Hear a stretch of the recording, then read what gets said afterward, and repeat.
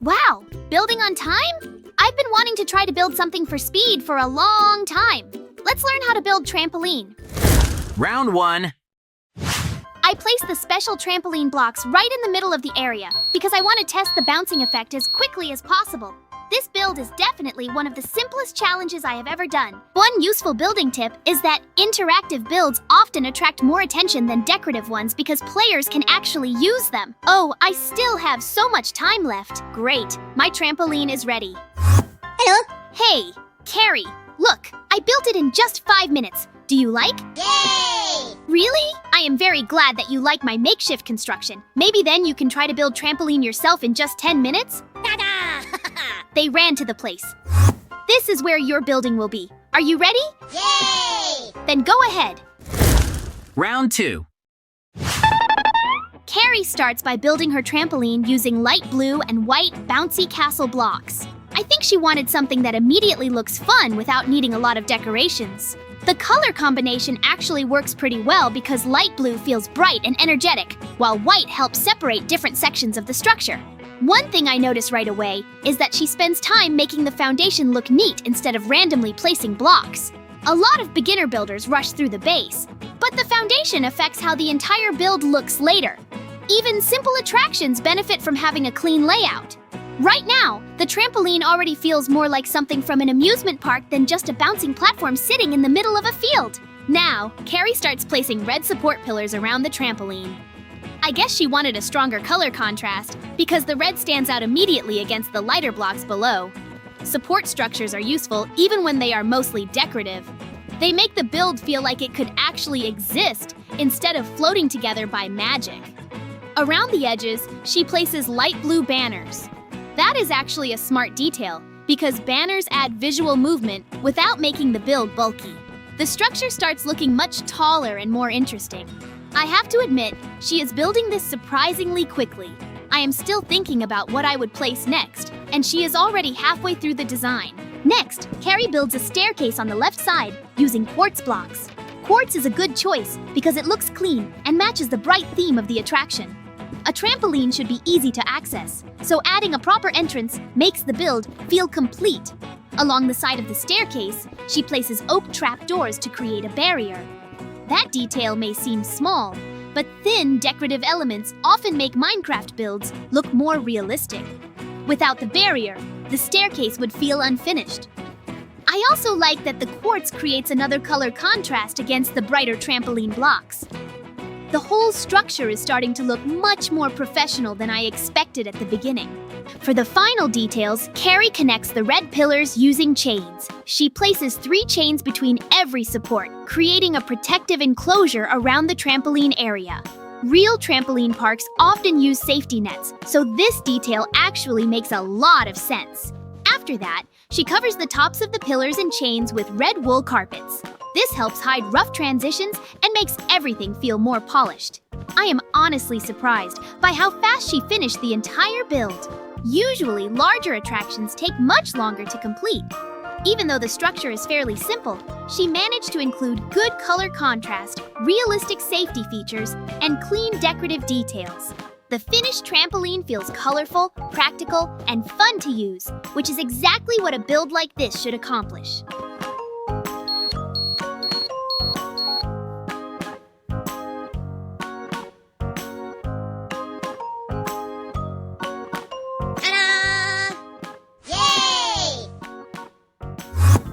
Where did everyone run off to? Hey, guys, what's all that noise? Carrie and I are building trampoline on time, JJ. Who did it better? Oh, both of your buildings look great, but I think it's up to the audience to decide who did the best. Yes, JJ, you're right. Maybe then you have comments on the construction of Carrie? Yes, there are a couple of comments. She did not use a completely safe trampoline because you can hit the chains while jumping. I totally agree with you, JJ. Maybe then you can build your trampoline in 15 minutes? Okay, then let's run to the place. JJ, good luck to you. We'll wait in the house. Thanks, guys. Then I'm starting. Round 3. I decide that a single trampoline would be far too simple for this challenge, so my goal is to create an entire trampoline park instead. The first thing I do is outline a large area using red and black bouncy castle blocks. These colors immediately make the build look energetic and exciting. Bright colors are commonly used in recreational facilities because they attract attention and create a fun atmosphere. Before adding any details, I spend some time planning the size of the attraction.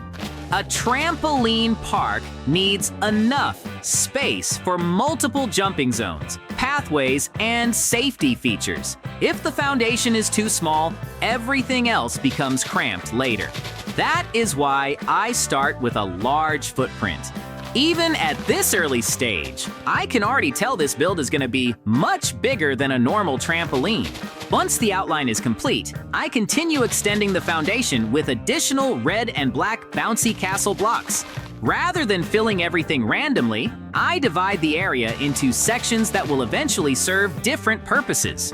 One thing I often tell viewers is that large builds become much easier when you think about zones instead of individual blocks. Each zone can have its own function while still contributing to the overall project. The red sections stand out nicely against the darker black blocks, creating strong visual contrast. Contrast is important because it helps players understand the shape of a structure even from far away. The trampoline park is still mostly flat at this point, but the overall layout is becoming much clearer.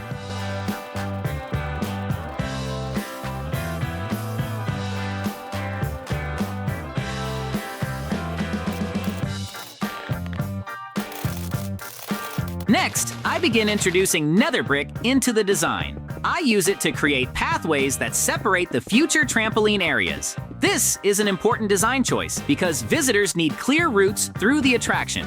Real trampoline parks usually have designated walking areas to prevent collisions between people who are jumping and people who are moving between sections. The dark nether brick also works extremely well with the bright bouncy castle blocks. Whenever you combine bright colors with darker framing materials, the colorful sections become even more noticeable. This simple trick can dramatically improve the appearance of large builds. The pathways immediately help organize the space and make the project feel more professional.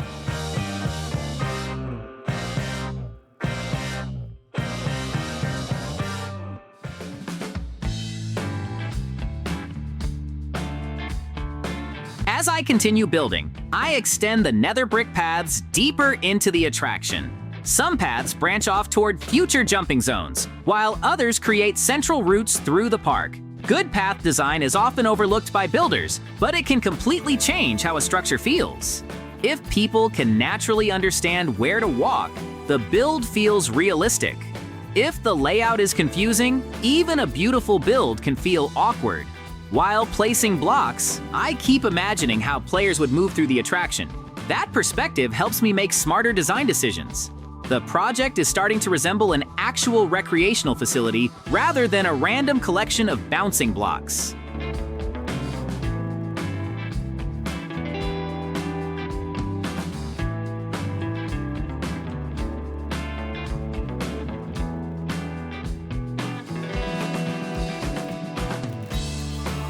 To create even more variation, I start incorporating quartz into certain sections of the build.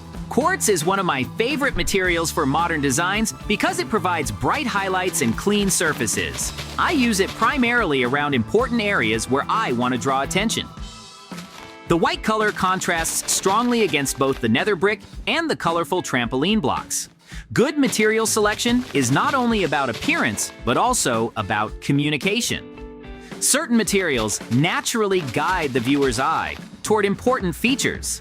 By introducing quartz strategically, I create visual hierarchy throughout the attraction. Some areas instantly become more noticeable than others.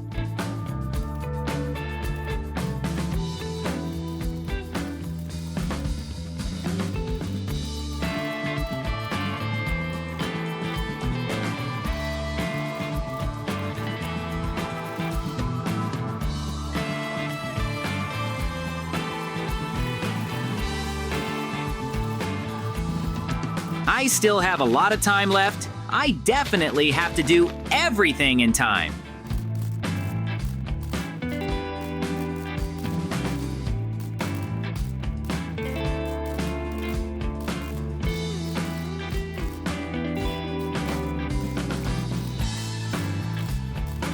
Now, I begin constructing the first actual trampoline sections. These areas are built using combinations of the bouncy castle blocks surrounded by the pathways and support materials. I intentionally avoid making every trampoline identical. Variety helps large attractions feel more realistic and entertaining. If every section looked exactly the same, the park would feel repetitive. Instead, I create slightly different shapes and layouts. This gives the impression that each area offers a unique jumping experience. Even though the differences are subtle, they add a lot of personality to the overall design.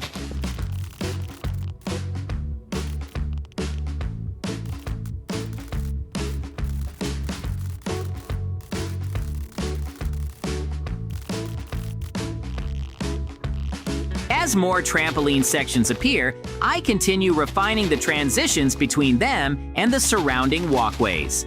Transitions are incredibly important in architecture and theme park design. Abrupt changes can make a build feel unfinished, while smooth transitions create a more polished appearance. I use the pathways and surrounding materials to guide movement naturally from one jumping area to another. Looking across the build now, I can clearly see multiple activity zones beginning to form. The trampoline park is growing rapidly, and the foundation is becoming one of the largest recreational builds I have created in a while.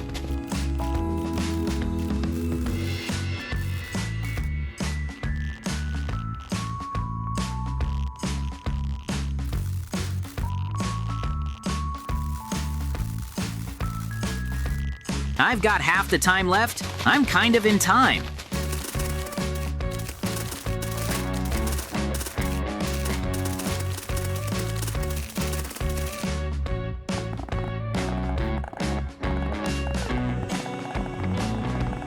I spend some additional time expanding the remaining trampoline sections and improving the symmetry of the layout. Large attractions often benefit from balanced designs because symmetry makes structures feel organized and intentional. That does not mean everything has to be identical, but there should be a sense of order. I adjust several areas to ensure the attraction feels cohesive when viewed from above. At this stage, most of the major pathways and trampoline zones are finally in place. The project already looks substantial, and the foundation provides plenty of room for the structural features and safety elements that I plan to add next.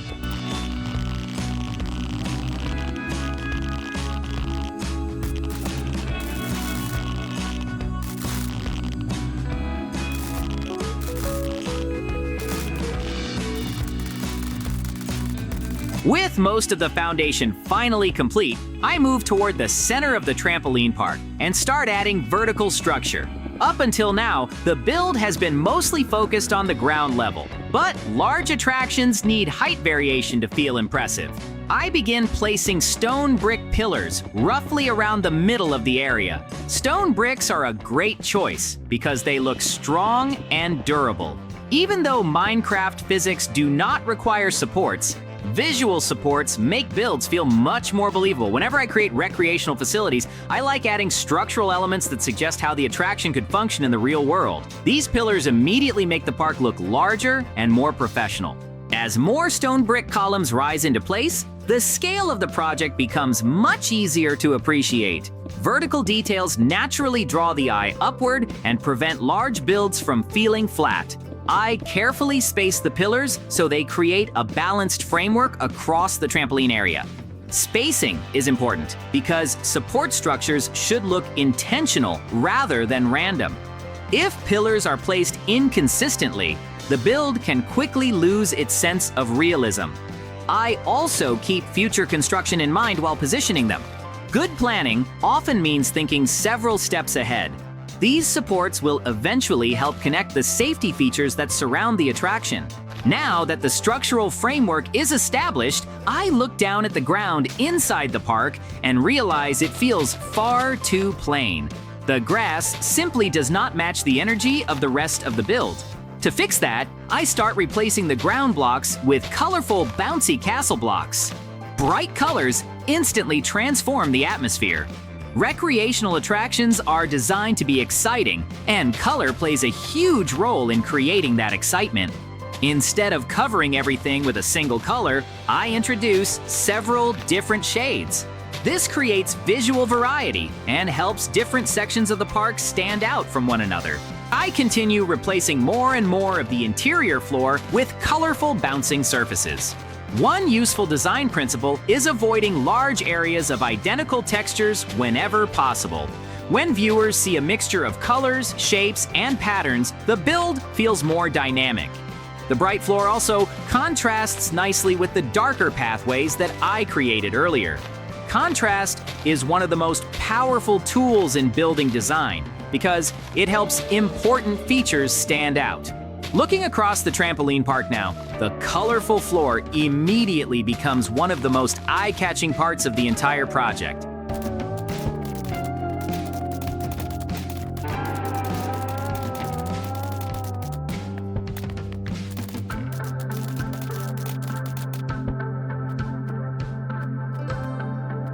Oh no, time flies so fast, I didn't even notice.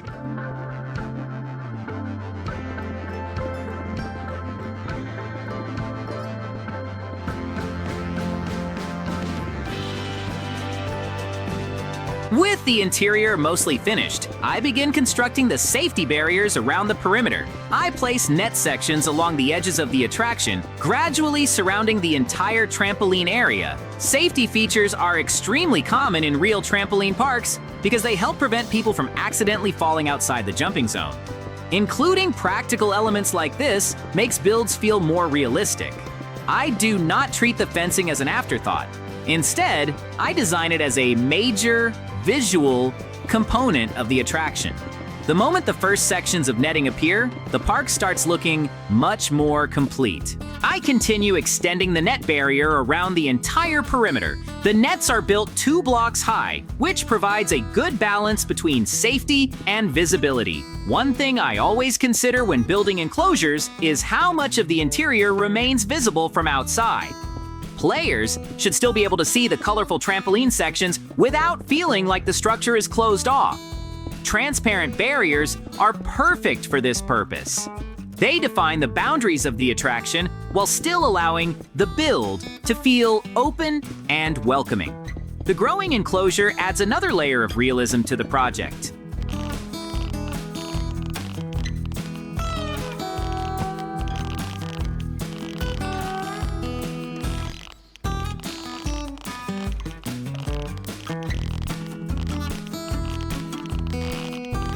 After finishing most of the fencing, I begin placing gray wool carpets along the top edges. This may seem like a small detail, but finishing touches often have a huge impact on the final appearance.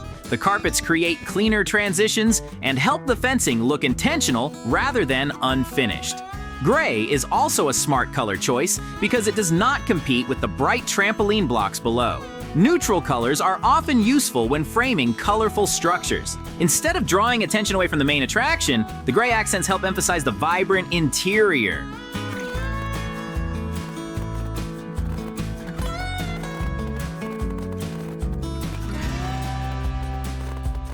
Last minute, I have to hurry.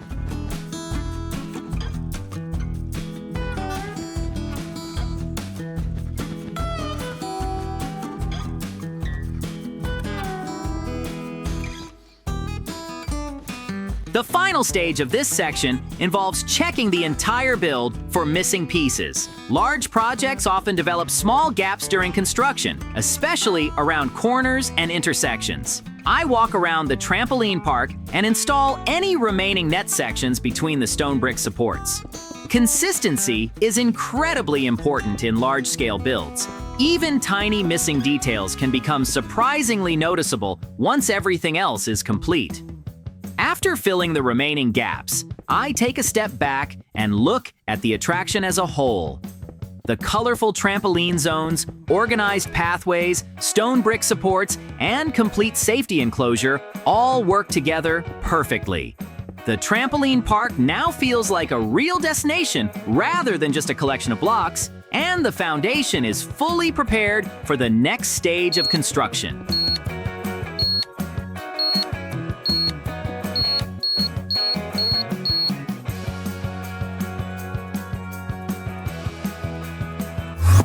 Great! My trampoline is ready. It's time for me to show it to the guys. What? Wow, JJ, you've got such a beautiful and fun trampoline center. Thank you guys. I am very glad that you liked my building. Friends, be sure to write in the comments whose building you liked the most. Well, I think it's time for us to finish. Yes, JJ, you're right. Subscribe and like. Bye-bye.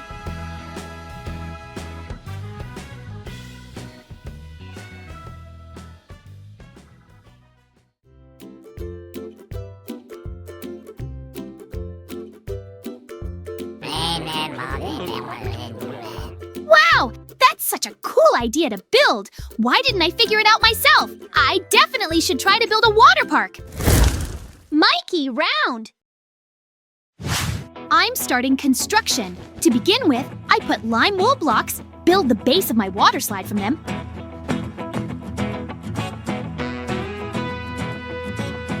I begin to rebuild it in front, add the missing blocks along the edges.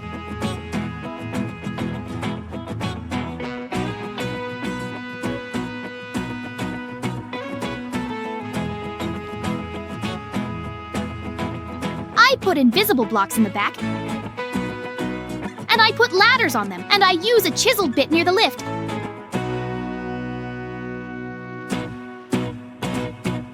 And I pour water from above. An incredible slide. It took so much effort. Great! My water park is ready. Hey, Banana Kid, look! I built it. Do you like? What? Don't you like it? I'm not sure if you can beat me in construction. Ha ha! Don't even dream about it. I am the best builder. Maybe you can try to build a better one yourself? They ran to the place. This will be your building. Are you ready? Then go ahead.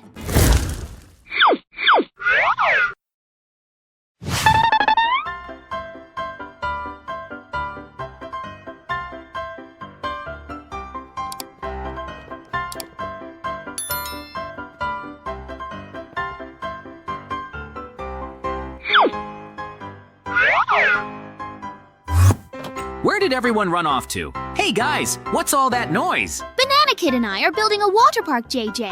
Who did it better? Oh, both of your buildings look great, but I think it's up to the audience to decide who did the best. Yes, JJ, you're right. Let's look at the Banana Kid building then. Banana Kid, your water park is incredibly shining, as if it was created for those who want to swim in luxury. I totally agree with you. Maybe you'll build a water park too? Okay, then let's run to the place. JJ, good luck to you. We'll wait in the house. Thanks, guys. Then I'm starting. JJ round.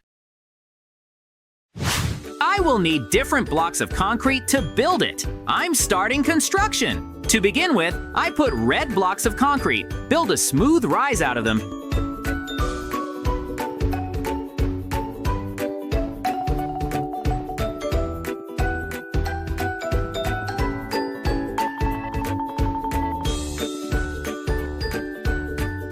Now next to it, but a little lower, I add more blocks.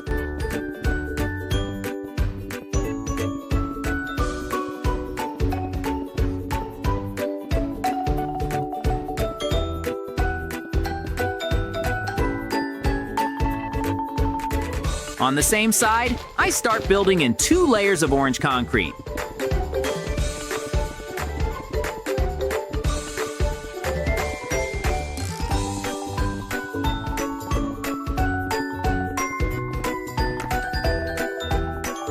Now, I finish building the edge of the first water slide from yellow.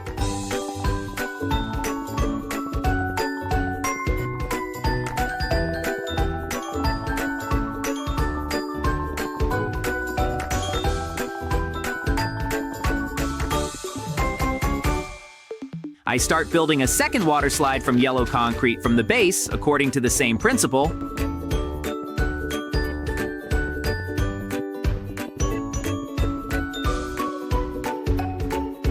I put lime concrete,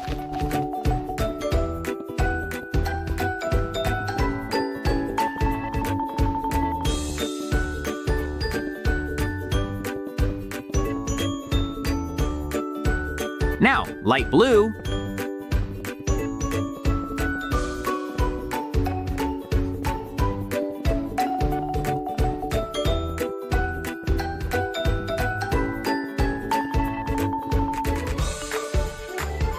Blue.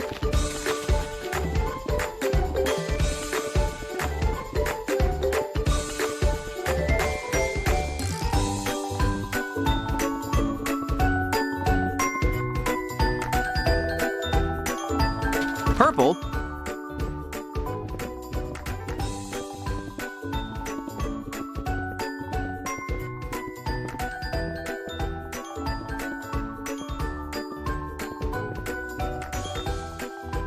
I add another layer of purple blocks here.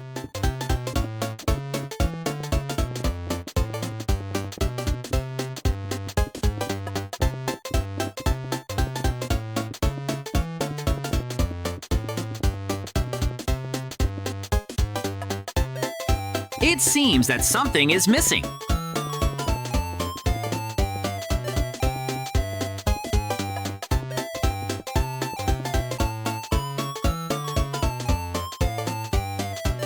I'm building down from purple blocks at the back.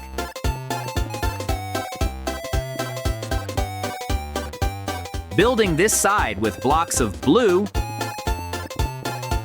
light blue, lime, yellow, orange and red concrete,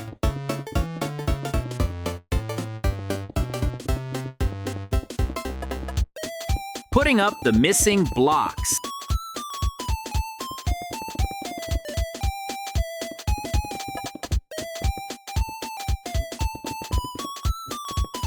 Now I'm putting up a lot of stairs on this side.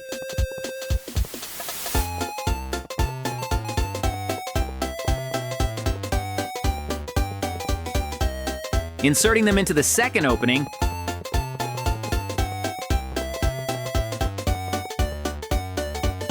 And into the third.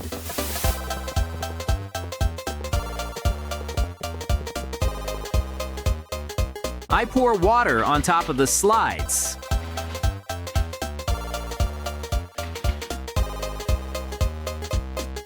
I make holes for running water from below. I also put rainbow chests for equipment on top. And put boats in them.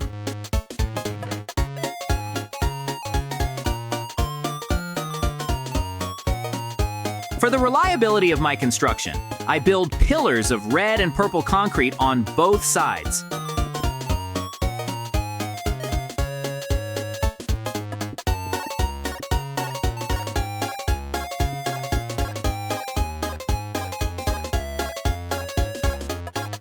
In front, I change the blocks of earth to different blocks of concrete.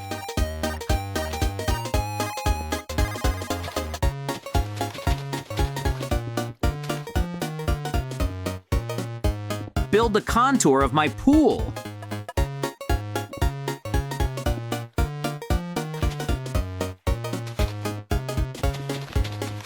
With the help of the special command, I'm removing the blocks inside the contour. And now I'm starting to replace the blocks of earth and stone at the edges with concrete.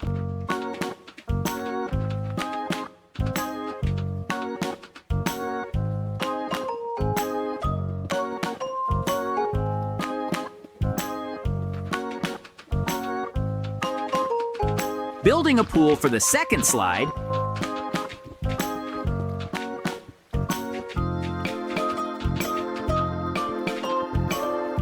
And now for the third.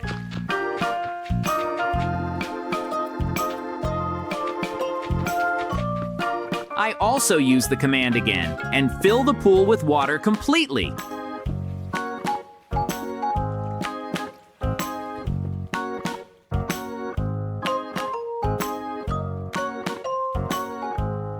I think it looks great.